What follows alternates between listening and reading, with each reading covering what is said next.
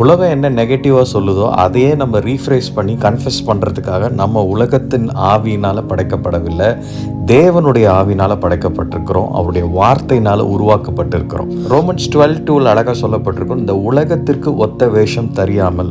அப்போ ஒரு வியாதியில் நம்ம அவஸ்தைப்பட்டு கொண்டிருக்கும் போது இது மரணத்தை கொண்டு வருகிற வியாதி, இதற்கு தீர்வு கிடையாது, இதற்கு முன்னாடி நிறைய பேர் இந்த வியாதியில் மரித்திருக்கிறாங்கன்னு என்று சொல்லுகிற அந்த உலகத்திற்கு ஒத்த வேஷத்தை நம்ம அக்செப்ட் பண்ணிக்காம அதை இயேசுவின் நாமத்தில் நம்ம ரிஜெக்ட் பண்ணி தேவனுடைய பரிபூர்ண சித்தத்தை நம்ம தெரிந்து கொண்டு, அதாவது நம்மை சுகமாக்க அவர் வல்லவராயிருக்கிறார், நம்மை சுகமாக்க அவர் சிலுவையிலே தன் இரத்தத்தை சிந்திருக்கிறார், அவருடைய தழும்புள்ள கரம் நம்மை ஏற்கனவே சுகமாக்கி இருக்கிறது, இதுதான் தேவனுடைய சித்தம்.